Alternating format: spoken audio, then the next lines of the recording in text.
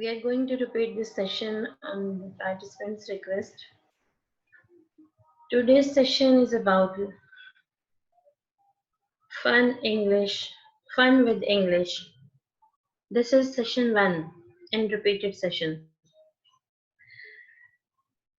Let's start with our objectives.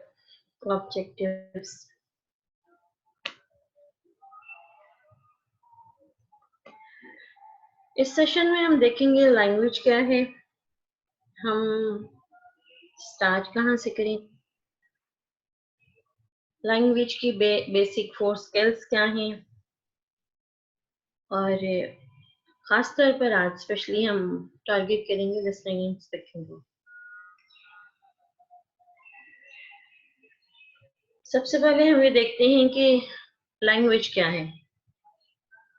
Famous dictionary है Maryam Webster. इस वक्त द मोस्ट यूज डिक्शनरी जो है ना ऑनलाइन या हाथ में, मरियम वेबस्टर स्टैंडर्डाइज्ड डिक्शनरी है जो सबसे इस्तेमाल में है। उसकी डेफिनेशन के मुताबिक सिस्टम ऑफ कन्वेंशनल स्पोकन और written symbols used by people in a shared culture to communicate with each other. एक तो डिक्शनरीज की डेफिनेशन को देखते हैं। कोई भी ऐसी चीज जिससे हम कम्युनिकेट करते हैं, communication bye voice in the distinctively human manner. ये कम्युनिकेशंस और भी बहुत है, लेकिन ह्यूमन मैनर में कम्युनिकेशन जो है वो, और using arbitrary sounds in conventional ways with conventional meanings. ये dictionary.com की डेफिनेशन है। इसका मतलब ये है कि इस जुबान को बोलने वाले अपनी कन्वेंशनल वेज में जिन कन्वेंशनल मीनिंग्स के अंदर वो स्पेशल वर्ड्स या साउंड्स को यूज करते हैं उसको लैंग्वेज कहा जाता है।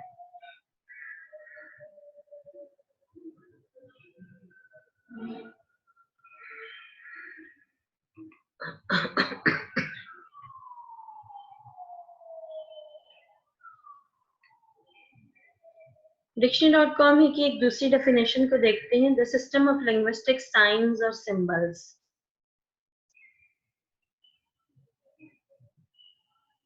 considered in the abstract speech.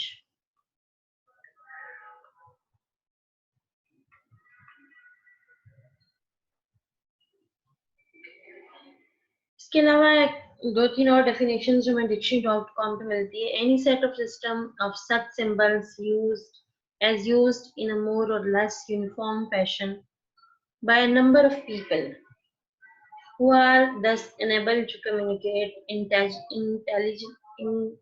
intelligibly with one another.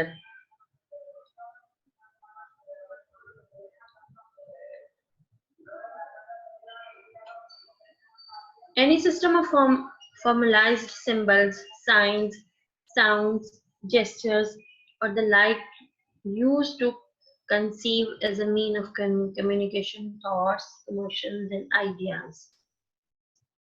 लेकिन इन सब डेफिनेशंस को जब हम देखते हैं तो हमें एक ही चीज कॉमन में नजर आती है, क्या?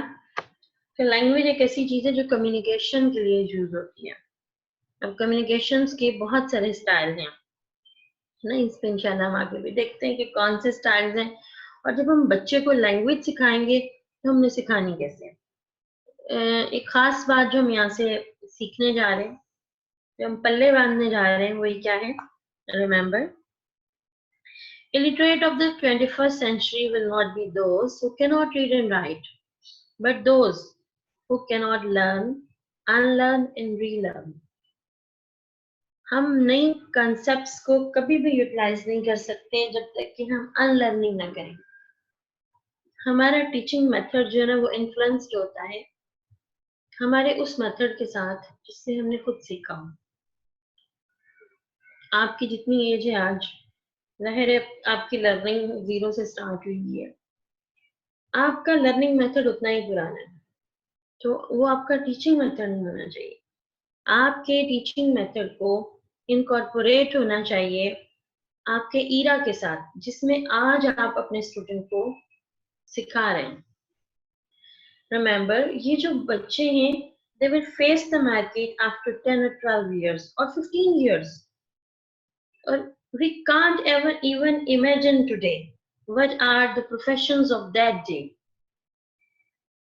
उस मार्केट को फेस करने के लिए हमें इन्हें प्रिपेयर करना है, उन चैलेंजेस को फेस करने के लिए प्रिपेयर करना है जो आज से 10, 12, 15, 20 साल बाद में पेश आने वाले हैं। तो जरूरी है कि हम उस मेथड को जिससे मैंने और आपने सीखा था ए फॉर एप्पल को छोड़ के एक ऐसे सिस्टम पर आए जो बच्चे को आज की दुनिया के बारे में बता सके और उसके विजन को इतना ब्रॉड कर सके कि वो कल आने वाले फ्यूचर के लिए अपने आप को तैयार कर सके। नेक्स्ट,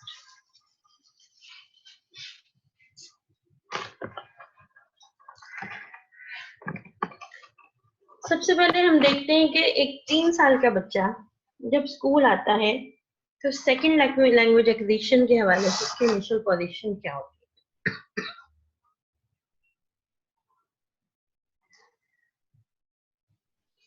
ये पिछली दफा भी हमने इस बात पे बात की थी, हम कुछ ब्रेनस्टॉर्मिंग भी करते हैं इस हवाले से।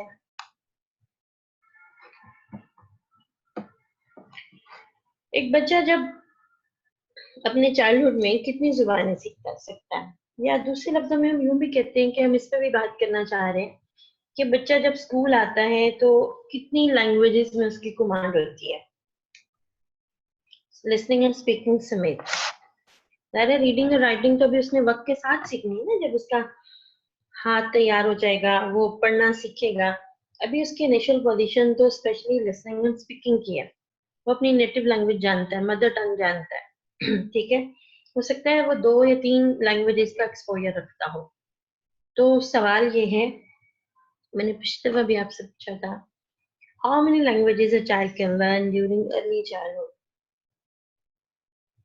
और इस पे रिसर्च हमें बताती है कि एक बच्चा 6 से 7 लैंग्वेजेस 4 स्किल्स के साथ सीख सकता है अपने चाइल्डहुड में। ये चाइल्डहुड लास्ट कर रहा है अप टू 6 इयर्स, 7, 8, 9, और बाज उसमें हम देखेंगे आगे कि 12 इयर्स तक लैंग्वेज लर्निंग का जो पोटेंशियल होता है ना उसके बाद नहीं आता। अब आपसे आगे शेयर करते हैं पॉलीग्लॉट ब्रेन को।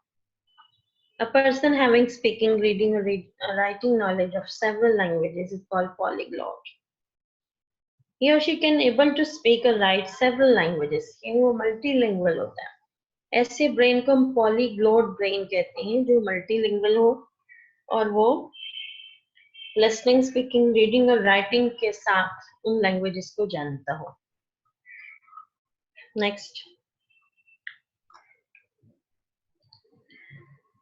2012 का ये कॉलम है जो, और ये मकबूल जान ने लिखा और यहाँ पर ये मैंने आपके सामने इसको डिस्प्ले किया।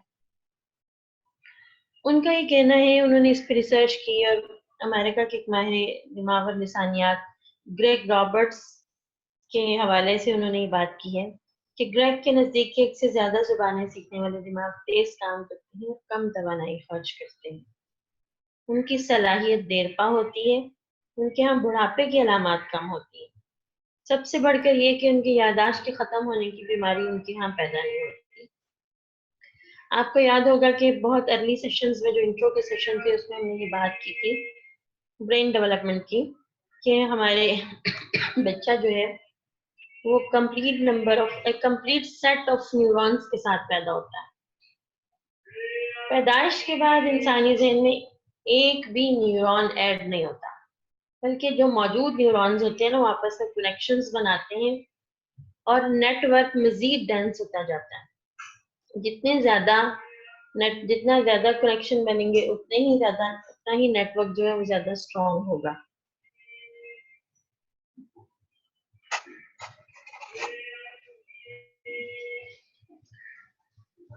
और जितना नेटवर्क ज्यादा बनेगा ब्रेन मैस ज्यादा होता जाएगा।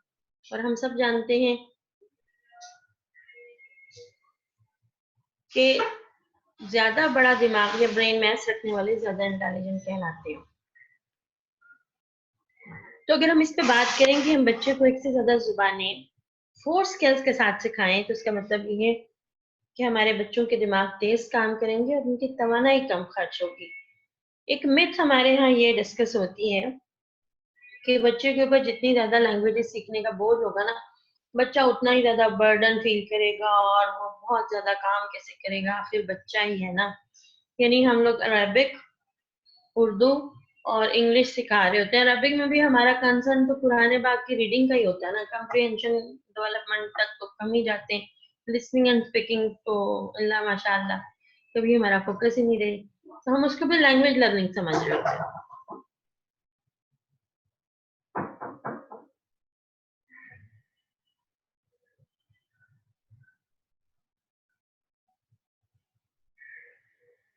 तो बेसिक 4 स्किल्स जो लैंग्वेज लर्निंग की है उनमें उसको हम जरा देखते हैं।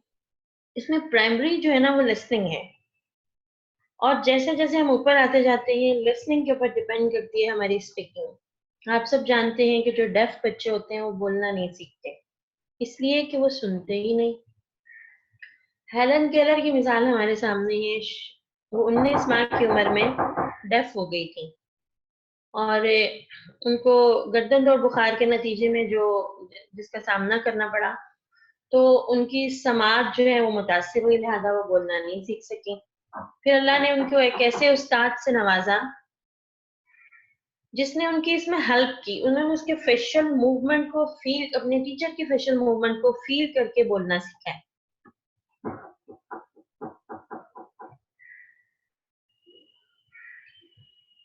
I just want to have a little break, only for 2 minutes. Please consider.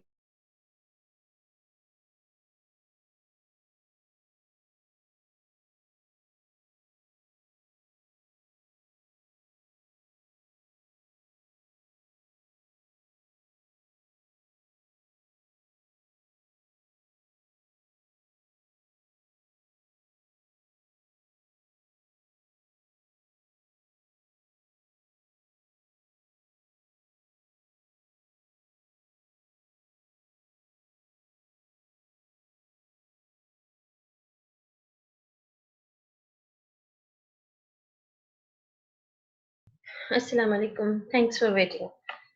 हम बात कर रहे थे 4 स्किल्स की। हमने इसमें हेलन केलर की मिसाल ली, आप सबने उनके बारे में पढ़ रखा होगा। हमारे यहाँ 9th-10th के पीटीपी के सिलेबस में भी उनका एक चैप्टर मौजूद है। उन्होंने किस तरह बोलना सीखा, वो सुन नहीं सकती थी, समाज से महरूम थी, तो अल्लाह ने उनके लिए देखें एक मिरेकल हुआ कि उनको एक ऐसी डेडिकेटेड टीचर मिल गई जिन्होंने हेलन का हाथ अपने चेहरे पे रखा। हेलन उनके फेशियल मूवमेंट को फील करती, करके अपने मुंह को उसी अंदाज में मूव करना शुरू करती, और सबसे पहला लफ्ज उन्होंने इसी तरह बोलना सीखा था।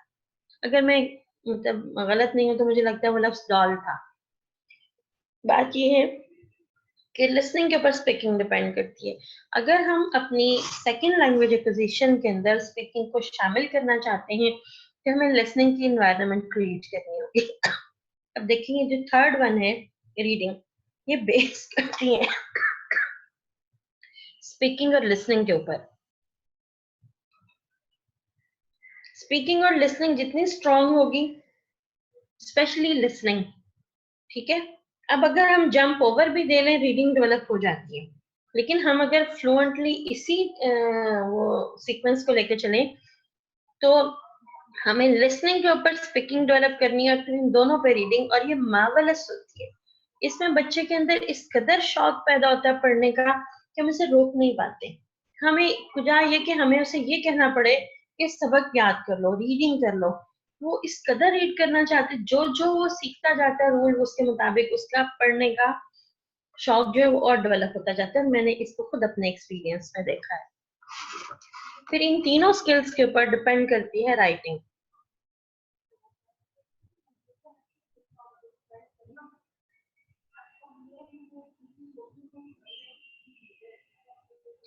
और राइटिंग हमारी क्रिएटिव राइटिंग तक पहुंचती ही उस वक्त है जब बच्चे के पास तीनों ये वाली स्किल्स पहले मौजूद हो, इसी सीक्वेंस के साथ मौजूद हो। आज हम कोशिश करेंगे कि हम 4 स्किल्स को इसी अंदाज से सीख सके।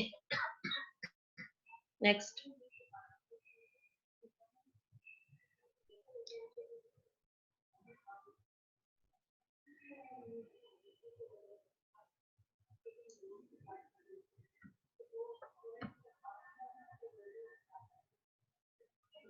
हम इंशाल्लाह इस पे बात कर रहे हैं ना कि रीडिंग किस तरह लिसनिंग और स्पीकिंग पे डिपेंड करती है। आगे एग्जांपल्स आएंगे और खासतौर पे जब हमारा रीडिंग का सेशन आएगा उसमें इंशाल्लाह इसको बहुत डिटेल से हम देखेंगे।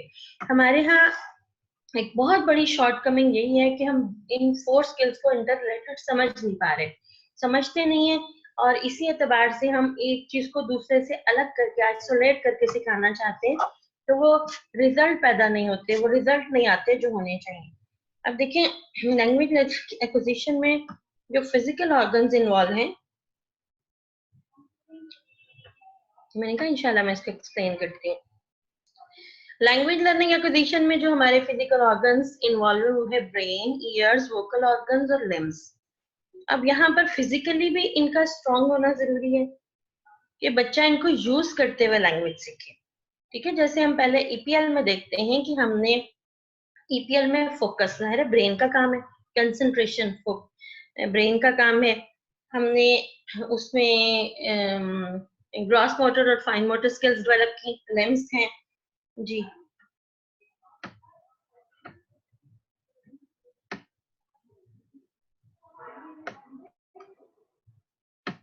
इस पे भी बात करती हूँ, स्पीच डिले पे भी हम बात कर लेते हैं ना, यही बात हम कर रहे थे। हमने बच्चे के इन सब चीजों को प्रिपेयर करना है, उसे मेंटली प्रिपेयर करना है। उसका ब्रेन जो है ना, जब फोकस और कंसंट्रेशन स्पैन बढ़ता है, फोकस जो है वो डेवलप होता है, लिसनिंग इंप्रूव होती है, वो बोलने में बहुत सारी चीजें रिपीट करता है। जैसे आगे हम बात करेंगे जिंगल्स पे, बच्चा चाहता है, उसकी डेवलपमेंटल नीड है, जब उसके वोकल ऑर्गन्स जो है वो डेवलप हो रहे होते हैं ना, तो वो बहुत सारी चीजें बोलना चाहता है, बार बार बोलना चाहता है। हम कहते हैं शोर मचा रहे, बच्चे चुप हो जाए, ना पूछे, वो सवाल करता है, बार बार वो बेमानी आवाजें निकालता है। ये सब की सब चीजें लैंग्वेज एक्विजिशन के लिए जरूरी होती हैं। आप ये देखिए जितने फोनिक सॉन्ग्स आपको मिलते हैं ना, बेरब तक बेमानी होते हैं। ठीक है, old McDonald has a farm, E I E, कैसी अजीब सी आवाजें, लेकिन क्या है, जिन्होंने इसको कंस्ट्रक्ट किया, आई नो कि वो बच्चे के इस डेवलपमेंटल नीड को जानते हैं कि बच्चा कुछ बोलना चाहता है। अब देखें ये उसके लिए एक एलियन लैंग्वेज है, उसने नहीं अपने माहौल में सुनी हुई। अगर बच्चे के माहौल, मतलब हम ऑल ओवर द वर्ल्ड हम बात कर लेते हैं, सेकंड लैंग्वेज उसके लिए ऐसी लैंग्वेज नहीं होती जो आ रही होती है, बल्कि ये वो लैंग्वेज होती है जिसमें वो बहुत कम जो है ना वो अपनी एबिलिटी रखता है। इस एतबार से हमने इस पे काम करना है कि हम इसकी सारी की सारी चीजों को तैयार करते जाएं। तो वोकल ऑर्गन एक तो फिजिकली डेवलप हो रहे हैं, दूसरा इस डेवलपमेंट में हम उसकी कैसे हेल्प आउट कर सकते हैं, उनको हम इस तरह हेल्प आउट कर सकते हैं कि हम बच्चे के साथ मिलकर आवाजें निकालें, उसके साथ बैठ के गीत गाएं, उसको स्टोरी सुनाना सिखाएं, उसको स्टोरी सुनाएं और फिर वो हमें सुनाए। इस पे हरगिज ये बात नहीं कि वो एक्यूरेसी के साथ आए। देखिए हम पहले बात कर चुके, नेटिव लैंग्वेज में भी जो सीक्वेंस है ना उसको इंशाल्लाह आगे देख लेते हैं। ये लिम्स का जो स्ट्रांग होना है ना, ये भी लैंग्वेज एक्विजिशन में इन्वॉल्व होता है, और वो हम इस पे पहले काम करके आए ईपीएल में, यानी हम साथ साथ ये सारा कुछ करते जा रहे हैं। आगे चले,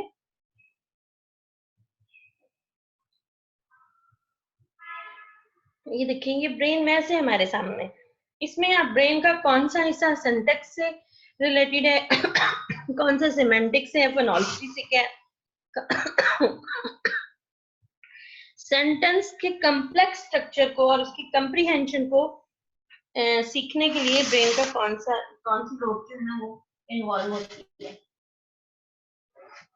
नेक्स्ट चलते हैं, ये आपके सामने ग्राफ है, ये अर्ली चाइल्डहुड वो कवर कर रहा है। आपको एक्स एक्सिस पे ईयर्स नजर आ रहे हैं। आप ये देखिए कि पहले साल बच्चा, पहले महीनों में बच्चा बेबलिंग पे होता है। बेबलिंग से पहले जो वो आवाजें निकालता है ना, उसको हम कोइंग कहते हैं। जैसे हम उर्दू में कहते हैं गूंगा, जैसे वो छोटी सी बड़ी मारूफ नज्म है, मैं मुन्ना सा एक चूजा हूँ, मरोई मेरी अम्मी है, मैं अम्मी का बेटा हूँ, तुम नन्हे बच्चों दौड़ के आओ। उसमें वो कहता है, चूजा कहता है मैं करता हूँ चू चू चू, तुम करते हो गू गू गू। ये जो गू गा जो है ना, उसको हम कोइंग कहते हैं। कोइंग के बाद बच्चा बेबलिंग सीखता है। बेबलिंग बच्चों की वो जुबान होती है जिसको वो खुद इजाद करते हैं, जैसे पानी को वो वॉ कहेगा, ठीक है, यूरिन को वो पी कहेगा, ठीक है। इसी तरह कोई ऐसे लफ्ज जो वो आमतौर पर बोलना सीखता है। और ज़ाहिर है हर नेटिव लैंग्वेज में, हर इन्वायरमेंट में जो लैंग्वेज है बच्चे की बैबलिंग उसी के ऊपर डिपेंड करती है। वो उर्दू में उसका एक्सेंट टोन जो है ना, वो भी जो बैबलिंग का वही वही होता है जो उसकी नेटिव लैंग्वेज का मदर टंग का होता है। उसके बाद बच्चा वन वर्ड पे आता है, फिर टू वर्ड पे आता है, फिर सेंटेंस पे आता है। और इसमें हम इस सीक्वेंस को देखते हैं कि बच्चा फ्लुएंसी से एक्यूरेसी की तरफ आता है। वो बार बार गलत बोलता है, तोतला बोलता है, नए नए लफ्ज इजाद करता है। फिर उसके बाद आखिर वो देखिए, अक्सर बच्चे कंप्यूटर को पूटर कहते हैं, यानी उन्होंने जो गालिब साउंड्स की ना वो अपने मुंह से अदा कर दी, डोमिनेंट साउंड्स आ गई। अब ऐसा नहीं होता कि बच्चा सारी उम्र उसको पूटर ही कहेगा, बल्कि जो ही उसके वोकल ऑर्गन स्ट्रांग हो गए, उसके टंग है, वोकल कॉर्ड है, मुंह के अंदर का जितना हिस्सा है, ये इनके मसल्स अभी डेवलप हो रहे होते हैं। इनके स्ट्रांग होते ही बच्चा जो है वो फुल वर्ड प्रोनाउंसिएशन पे आ जाता है, एक्सेंट भी उसका दुरुस्त हो जाता है, ठीक है। अभी इसी तरह साथ साथ ब्रेन मैस ग्रो कर रहा है। अब देखिए 100% ब्रेन मैस ग्रो कर रहा है अराउंड अबाउट 6 to 9 ईयर्स के दरमियान। और ये वो अरसा है, इस अरसे के दौरान हम बच्चे को जितनी लैंग्वेज सिखा रहे हैं, इस वक्त वर्ल्ड वाइड इस पर बड़ा काम हुआ। सबसे पहले जूस ने इस पे काम किया, एक साथ बच्चे को 6 से 7 जुबानें सिखा रहे हैं और उनका बच्चा उतना ही ज़हीन होता जा रहा है। तो जितनी जुबानें सीखता है उतना ही ज़हीन, यानी क्या मतलब कि ज्यादा जुबानें सीखने से बच्चे के ऊपर कोई बोझ नहीं होता, लेकिन हमें उसके लिए correct type of environment produce करनी है, क्रिएट करनी है। नेक्स्ट चलते हैं इस पे, इंशाल्लाह आज हम बात करते हैं कैसे, किस तरह। ये हमारे वोकल ऑर्गन्स हैं। अब इसमें जरा गौर कीजिएगा, मैंने आपको रिकमेंड की थी जॉर्ज यूल की बुक है स्टडी ऑफ लैंग्वेज। अगर आप पढ़ने से शगफ रखते हो, मुताले के शौकीन हो, तो ऑनलाइन डाउनलोड कर लें, आसानी से हो जाती है। तो इसकी चैट बॉक्स में इसका नाम लिखती हूँ, आप देख लीजिएगा। बहुत जबरदस्त किताब है स्टडी ऑफ लैंग्वेज। उसमें इसने मेंशन किया है कि इंसान का जो ये फेरेंक्स वाला एरिया है ना, ये बाकी मैमल से फर्क है। यही वजह है कि इसकी जुबान को पीछे की तरफ डिफरेंट टाइप ऑफ मूवमेंट्स करने का मौका मिलता है, और टंग की मूवमेंट की वजह से आवाजें जो है वो ब्लाइंड होती हैं। उसने भी ये बात मेंशन उस बुक में की है, मैंने पहली दफा वहां पढ़ी कि ह्यूमंस के अंदर जो लेरेंक्स और फेरेंक्स है ना, यानी खुराक की नाली है और हवा की नाली, ये दोनों जो है ना, ये एक लेवल पर नहीं होती हैं। बल्कि आप देखें, जब बच्चा पैदा होता है ना, तो उसकी लेरेंक्स नीचे होती है, फेरेंक्स ऊपर होती है। आहिस्ता आहिस्ता जितनी देर वो लेटा रहता है, लेट के खाता पीता है, अपराइट स्ट्रक्चर जब तक डेवलप नहीं करता तब तक ये आहिस्ता आहिस्ता, ये जब वोकल ऑर्गन स्ट्रांग होने शुरू होते हैं, तो लेरेंक्स जो है वो डिसेंड डाउन करती है, नीचे की तरफ उतरती है, हवा की नाली जो होती है, जिसकी वजह से जुबान को पीछे मूवमेंट के लिए ज्यादा जगह मिल जाती है। और ये सिवाय ह्यूमंस के अंदर किसी और में ये एनाटॉमी देखने को नहीं मिलती। अब यकीन कीजिए, मैंने जब ये बात वहां पढ़ी तो मेरे दिल में क्लिक की फौरन सूरह रहमान की बात, अल्लमहुल बयान। देखिए, ये अल्लाह की ये सिफ्त है कि वो जब किसी बात को बयान करता है ना, उसके अंदर कई राज पोशीदा। मुझे जिंदगी में पहली दफा उस आयत को समझ आई है, मुझे इतना लुत्फ आया कि अल्लाह ने बोलना सिखाने के लिए हमारी एनाटॉमी दूसरों से फर्क रखी।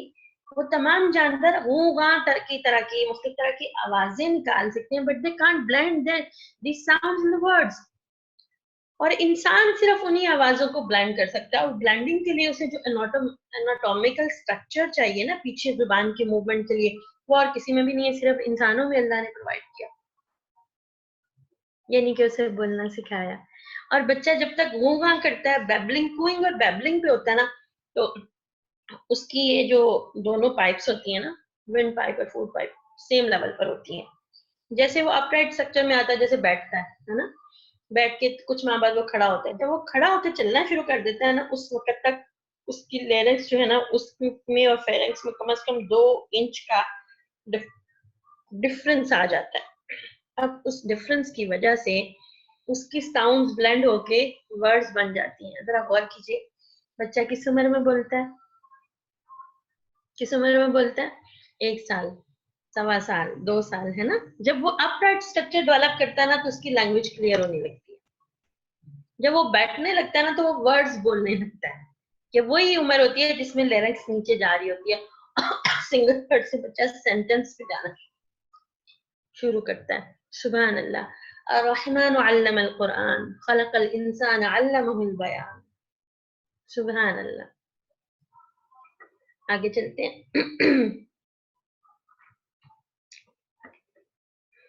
अब ये देखिए, हम सबसे पहले बात करेंगे लिसनिंग व्हेन, हाउ, एंड उसमें फिजिकल प्रॉब्लम्स क्या हमें देखने को मिल रहे हैं। अगले स्लाइड पे चलते हैं।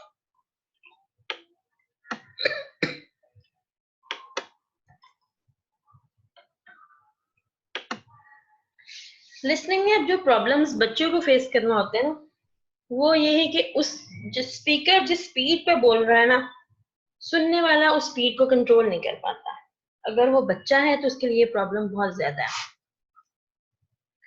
फिर वो जो कोई बोल रहा है ना, वो रिपीट नहीं करेगा, but not being able to get things repeated, लिहाजा उसको कंप्रीहेंड नहीं कर पाता। सुनने वाले की लिमिटेड वोकैबुलरी भी एक प्रॉब्लम क्रिएट करती है। Failure to recognise the signals, यानी साउंड सिग्नल्स जो वो बोल रहे होते हैं, जो आवाजें वो अटर कर रहे होते हैं, बच्चा उन सिग्नल्स को पूरी तरह रिकॉग्नाइज नहीं कर पाता। Problems of interpretation, inability to concentrate, ये सबसे ज्यादा, ये हम बाद में हम इसको लेते हैं क्योंकि ये सब चीजें ऊपर मौजूद होती हैं, लिहाजा वो कंसंट्रेट नहीं कर पाता। अब हमने इनका सोल्यूशन देखना है।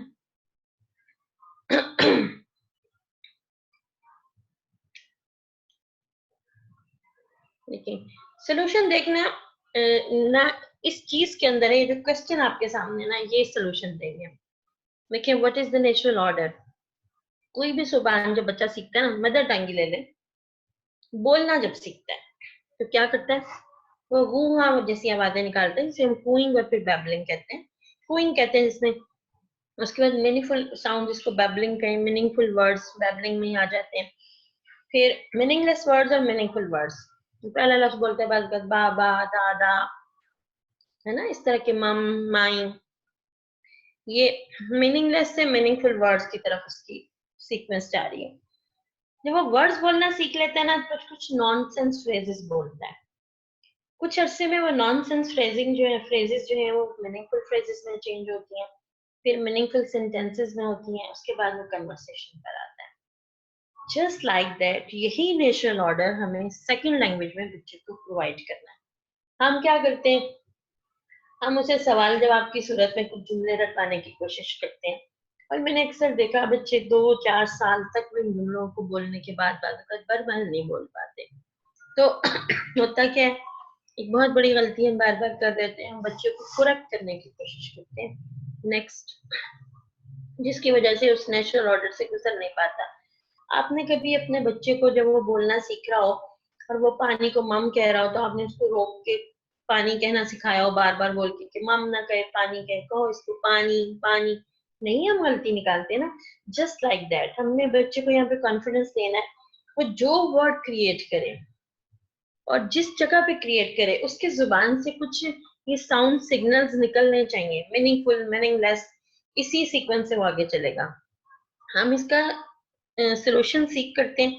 सबसे पहले हम देखेंगे कि जो सिखाने वाले टीचर्स है ना, वो उसको क्लियर और करेक्ट स्पीच में उन फ्रेजेस को या वर्ड्स को अदा करें, और फिर जो एक्सप्रेशन के वेरियस मोड्स है ना बच्चों के, उनको समझने की कोशिश करें। बच्चों को बहुत ज्यादा लिसनिंग करवाएं। पोएम्स हैं, स्टोरीज हैं, सॉन्ग्स हैं, विदाउट म्यूजिक, इंशाल्लाह इंशाल्लाह, ठीक है। लिसनिंग की जितनी क्लासरूम कन्वर्सेशन की सूरत में, और उसमें अपनी स्पीच को क्लियर रखें, आहिस्ता बोलें, रिपीट करें सेंटेंसेस बार बार। हमारे एक उस्ताद थे लिटरेचर के, हमें वो क्रिटिसिज्म पढ़ाया करते थे, वो अक्सर इस सेंटेंस को दोहराते थे, language is a living thing.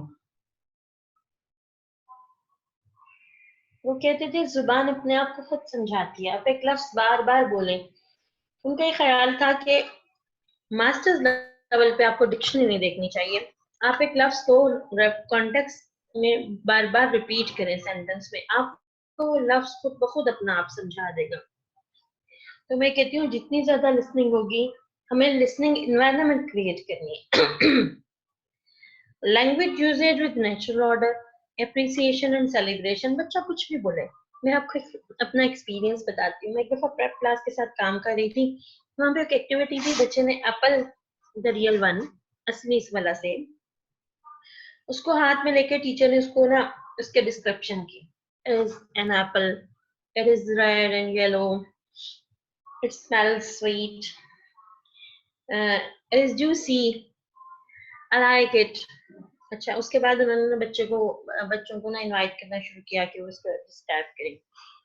मैं वहां ऑब्जर्वर के तौर पर मौजूद थी। अब बच्चों ने इस एप्पल को पकड़ा और उन्होंने वर्ड्स बोले, एप्पल, रेड, स्वीट, किसी ने जूस कहा, किसी ने जूसी कहा, मतलब इस तरह। उनकी टीचर 3-4 दफा रिपीट कर चुकी थी। मैंने उनके चेहरे की तरफ देखा तो मुझे लगा शी इज डिप्रेस्ड। मैंने उसे बाद में समझाया कि ये तो बहुत बड़ी सेलिब्रेशन थी। मैंने वहां पे क्लैपिंग करवाई, मैंने उनको जस्ट लाइक अ सेलिब्रेशन कि देखिए एक बच्चा सामने आके क्लास के 2 या 3 वर्ड्स बोल रहा है, ये बहुत बड़ी अचीवमेंट है। वो अपनी टीचर की तरह सेंटेंस नहीं बोल सकता। मैंने उन्हें समझाया कि आपको कम से कम अपने लेवल की डिस्क्रिप्शन के लिए 1 या 2 माह इंतजार करना पड़ेगा। उन्होंने कहा ma'am 2 months, it's too much. मैंने कहा no, it's not too much. हो सकता है कि बच्चा 6 माह भी ले ले, ठीक है ना। देखिए आपने भी, किसी ने सवाल किया था डिलेड स्पीच। डिलेड स्पीच का कभी कभी तो वोकल ऑर्गन्स की डिलेड डेवलपमेंट की वजह से होती है, और कभी एक और पॉइंट यहाँ पर जहन में होता है। रखिए, नेटिव लैंग्वेज और दूसरे, आपने बच्चों के अंदर तोतलापन देखा होगा, इसकी साइकोलॉजिकल वजह होती है। जहां जिस वक्त आप बच्चे को कहीं पर टोक देंगे ना, बच्चा वहां पे सेल्फ एस्टीम लो कर जाएगा, वो दोबारा हौसला नहीं करेगा। हमने यहाँ पर उनको अप्रिशिएट करना, सेलिब्रेट करना, उनके मुंह से निकले हुए हर लफ्ज को गलत हुई। फिर हमने उन्हें गुड लिटरेचर का एक्सपोजर देना। ठीक है, उसमें बहुत सारी चीजें हो सकती हैं, आगे हम देखते हैं। What is literature? The way of life, the manner of life, अदब इसी को कहते हैं ना। चलिए आगे। अब स्पीकिंग एनवायरनमेंट कैसे क्रिएट करें, मदर्स कैसे करें, टीचर्स कैसे करें, इस पर बात करेंगे।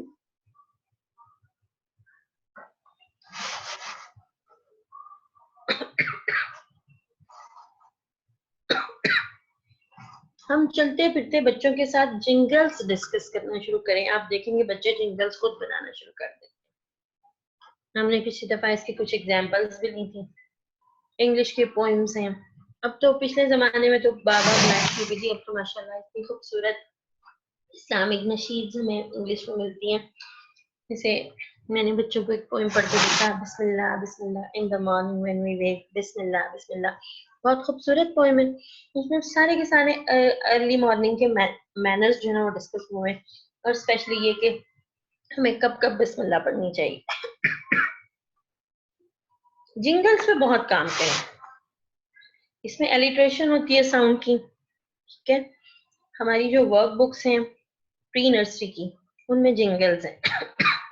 अच्छा, इस पे ना एक दफा एक हाई स्कूल की हेडमिस्ट्रेस की ग्रैंड, उनकी डॉटर मेरे पास पढ़ती थी, वो मेरे पास आई।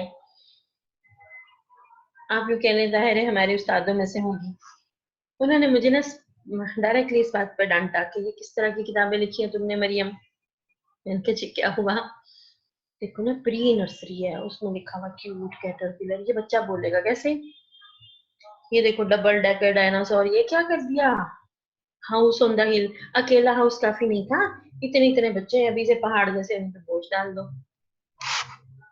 खैर टाइम होता उनके पास तो उन्हें मैं समझा पाती, लेकिन बहरहाल मौका भी नहीं था, तो हम मुस्कुरा दिए और बात खत्म हो गई। तो बहरहाल मैंने ये देखा, जहां जहां जिस भी टीचर ने जिंगल्स पे मेहनत की ना, उन बच्चों की लिसनिंग और स्पीकिंग दोनों बहुत बेटर हो गई। और हत्ता के with in 1 or 2 years prep के एंड तक जाते हैं बच्चे ऐसे से जिंगल्स क्रिएट करते हैं कि आप हैरान हो जाए। इसी तरह पोएम्स हैं, फोनिक सॉन्ग्स हैं, स्टोरीज हैं।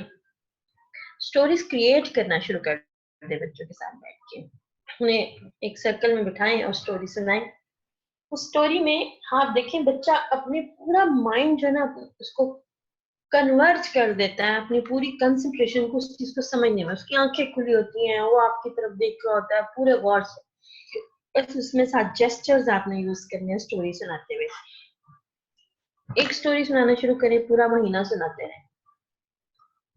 सेकंड लैंग्वेज है ना, बच्चे बोर नहीं होंगे, बल्कि ये बच्चे ऐसी मखलूक है बोर होते ही नहीं। मैंने नहीं इन्हें बोर होते देखा। वो आप अपने जेस्चर्स के अंदर इनोवेशन लाते रहे, और ज्यादा बच्चे जो ना वो शौक से स्टोरी सुनेंगे।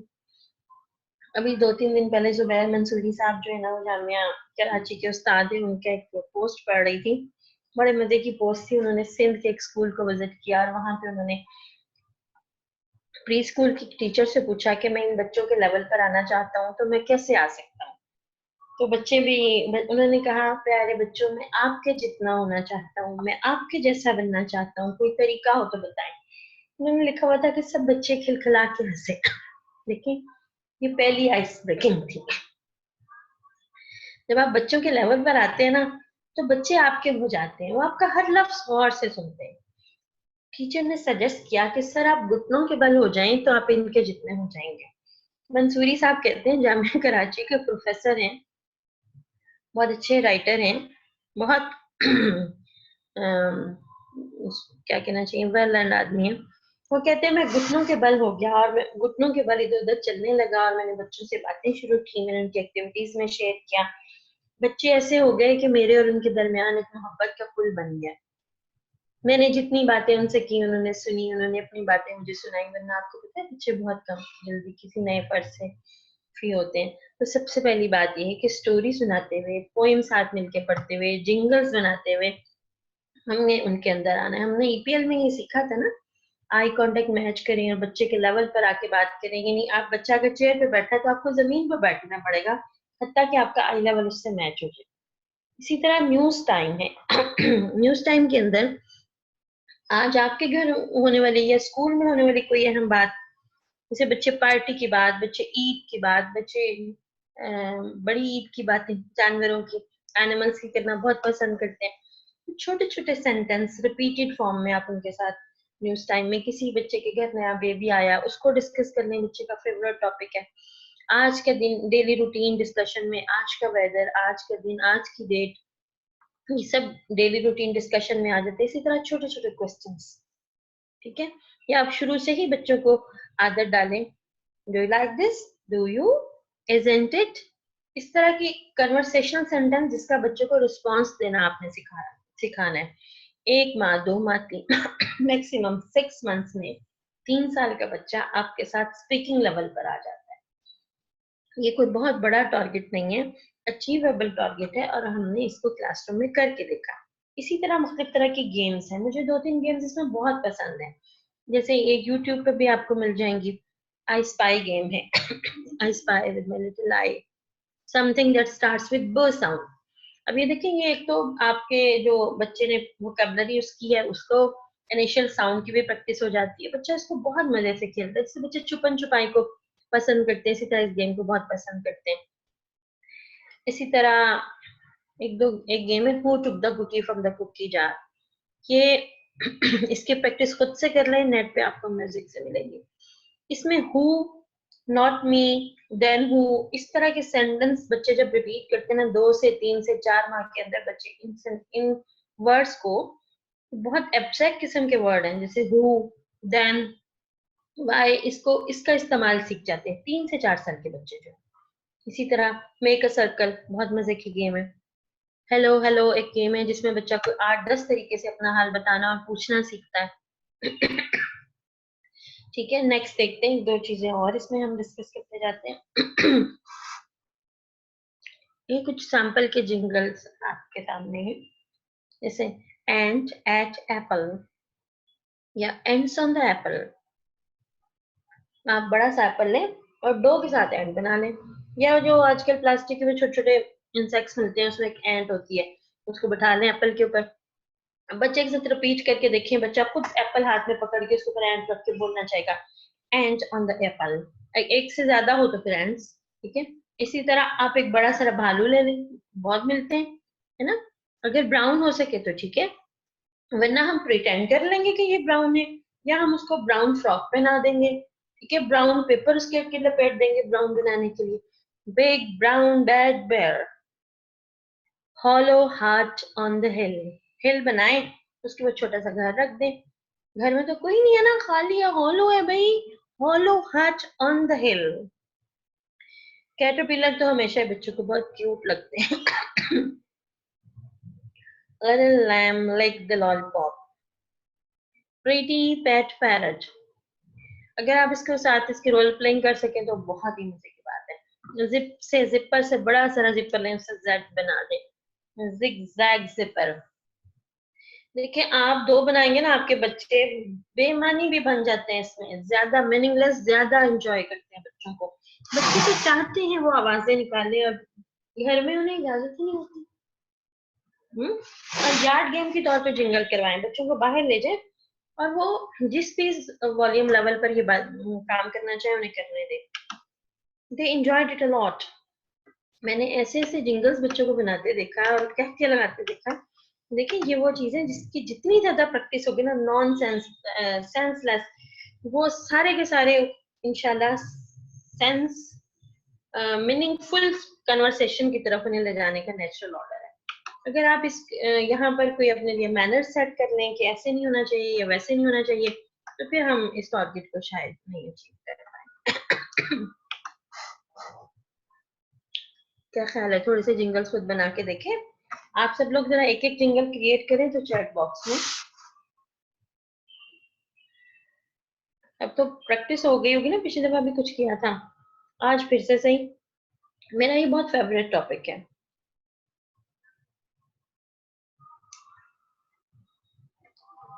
I am waiting. आप जिंगल क्रिएट कर रहे हैं ना, मैं वेट कर रही हूँ।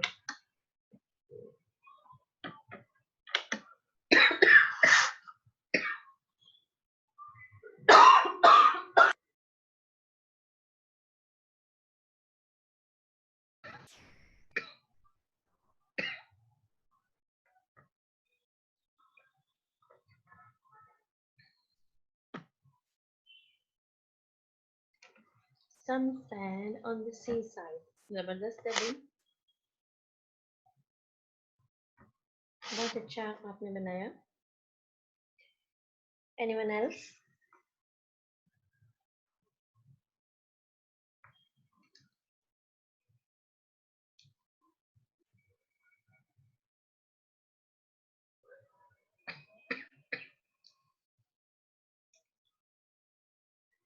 मैंने कहा सब सब लोग एक एक के लिए कोशिश करें।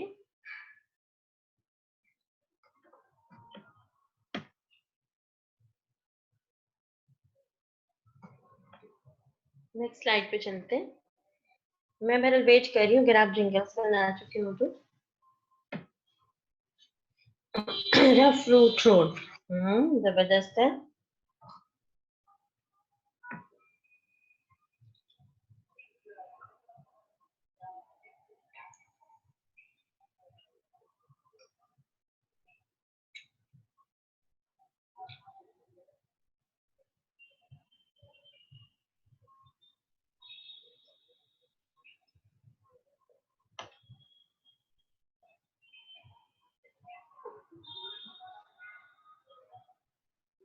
नेक्स्ट न्यूज टाइम को डिस्कस कर लेते हैं। देखिए जैसे पहले भी हमने बात की थी कि बच्चे के घर में कोई नया बेबी आया तो बच्चा उसको बहुत शौक से डिस्कस करता है। फिर किसी कोई नया बच्चा क्लास में आया हो, उसका इंट्रोडक्शन करवाने के लिए बच्चा बहुत, बच्चे का फेवरेट टॉपिक होता है।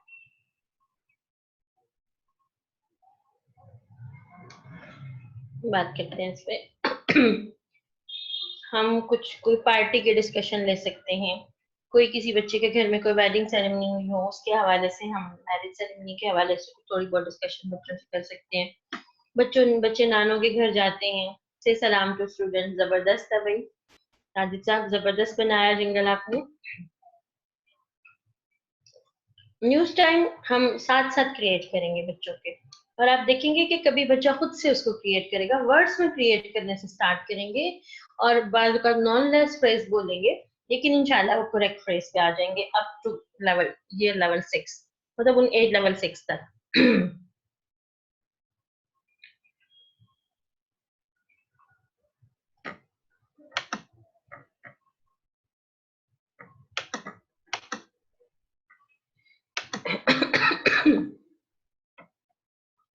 नेक्स्ट स्लाइड पे चलते हैं। न्यूज टाइम के साथ साथ डेली रूटीन डिस्कशंस जो हैं वो, जैसे आज के दिन क्या, टुडेज क्या है, आज Tuesday, today is Tuesday, yesterday was Monday, tomorrow will be Wednesday, और वेदर के बारे में डिस्कशन कर सकते हैं, हॉट है, ह्यूमिड है, सनी है, विंडी है, कोल्ड है, मतलब ये सब चीजें जो है ना वो हम वेदर के हवाले से डिस्कस करेंगे। दरअसल हम उन्हें क्या बेस प्रोवाइड कर रहे हैं, कल इसी चीज को उन्होंने जब लिखना है लिखने में आएंगे, बोलने में आएंगे, पढ़ने में आएंगे, तो वो इन चीज को याद रखेंगे। एक बच्चा था, वो स्लो लर्नर था, यानी उसका आईक्यू लेवल बहुत कम था। 3 क्लास में, 3 या 4 क्लास तक उसने उसकी रीडिंग डेवलप हुई। आप कहें कि 50 to 60% वर्ड्स वो पढ़ लेता है, और करीब करीब इतने ही एक्यूरेसी के साथ वो लिख सकता है, इससे ज्यादा नहीं। 6 क्लास में ट्रांसलेशन में एक सेंटेंस आया, कल हफ्ता है।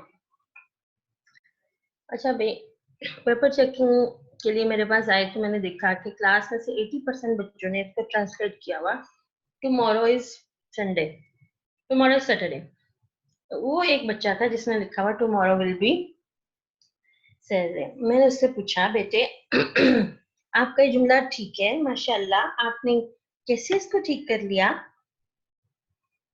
Sunny sunshine, well done. उस बच्चे ने मुझे कहा, मैडम हम रोज तो क्लास में डिस्कस करते हैं। तो मुझे याद आ गया, अभी आप में से किसी ने कहा था ना रीडिंग या स्पीकिंग की बेस क्या, अब देखें उसने वो वहां पे राइटिंग की स्किल का वो दे रहा है टेस्ट कि वो ट्रांसलेशन उर्दू से इंग्लिश में कर सकता है कि, और पीछे से उसे बेस क्या मिली है, वो लिसनिंग की बेस है। टुमारो विल बी, जो क्लास में वो डेली रूटीन डिस्कशन करते रहे उसके लिए, और उसका जुमला दुरुस्त था। बाकी उन्हें लकीर की फकीरी की, जुमला देख के लफ्जों को उन्होंने इंग्लिश में ट्रांसलेट किया और गलत हो गया। आगे चलते हैं।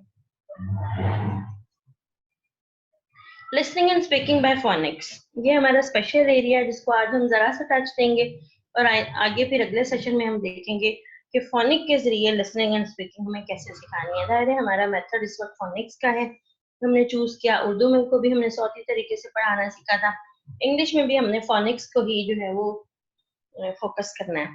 लेट्स सी क्या इसकी तरतीब, क्या इसमें लिसनिंग एंड स्पीकिंग की एक्टिविटीज हैं।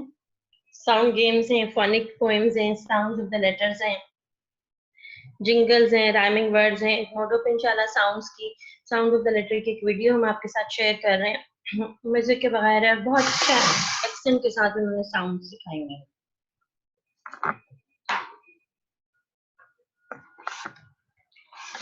नेमिंग ऑब्जेक्ट्स हैं, बाय स्ट्रेसिंग इनिशियल साउंड, ये सारी की सारी लिसनिंग एंड स्पीकिंग की फोनिक एक्टिविटीज हैं।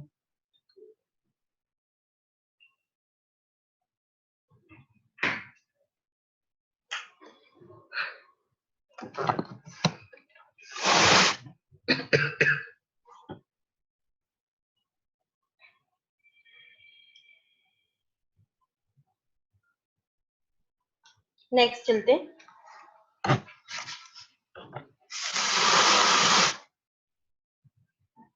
फर्स्ट करें हम ब साउंड पढ़ा रहे हैं बच्चों को, और हम उसमें हम सिखाने जा रहे हैं पोएम।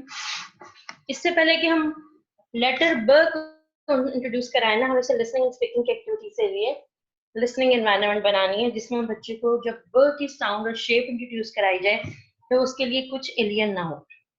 ठीक है, कितनी खूबसूरत पोएम है।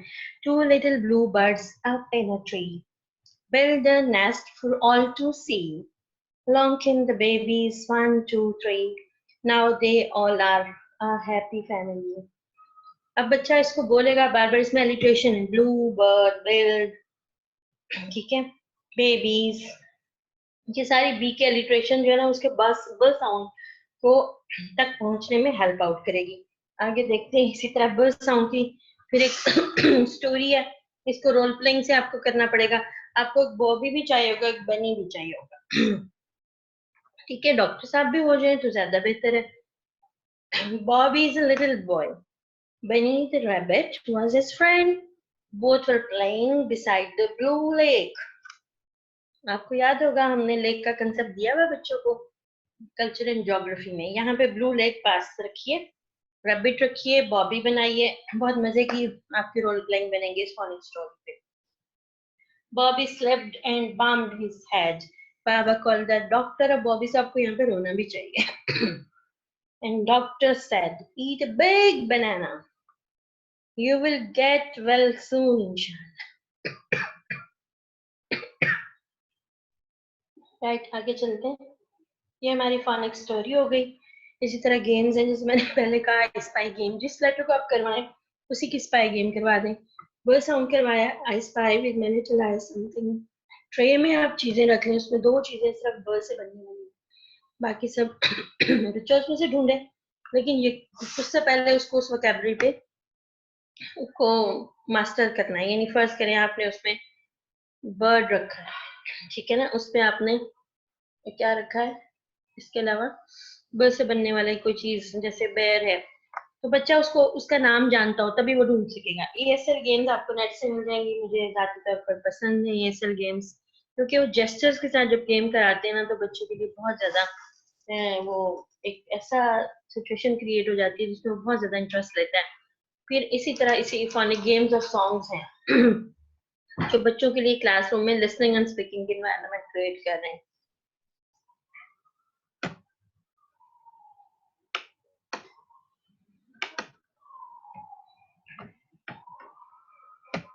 आज हमारा ये जो लिसनिंग एंड स्पीकिंग की एनवायरनमेंट क्रिएट करने के हवाले से जो काम था ना वो यहाँ तक था। अगले सेशन में हम यहाँ से ही उठाएंगे और हम देखेंगे कि लेटर को हम फोनिक वे में किस तरह इंट्रोड्यूस करवाएं कि उसकी बेस हम बनाएं लिसनिंग एंड स्पीकिंग एक्टिविटीज पे, और फिर हम बच्चे की रीडिंग और राइटिंग डेवलप करते हुए उसे सेंटेंस की रीडिंग और राइटिंग पर ले जाए ताकि वो क्रिएटिवली एक खुद से एक क्रिएट कर सके, एक पीस पैराग्राफ या चंद सेंटेंस किस चीज के बारे में वो स्टोरी राइट करे, वो पोएम बना सके इंशाल्लाह।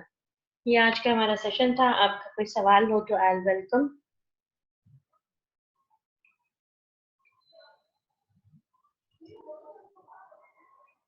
आपके 2 सवालों के जवाब पेंडिंग है जो अगले सेशन में इंशाल्लाह मिलेंगे प्रैक्टिकली आपको।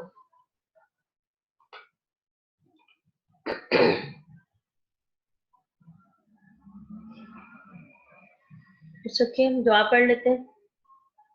सुभानअल्लाह व बिहम्दिका नशहदु अल्ला इलाहा इल्ला अंता नस्तगफिरुका व नतूबु इलैक। अस्सलामु अलैकुम व रहमतुल्लाहि व बरकातहू।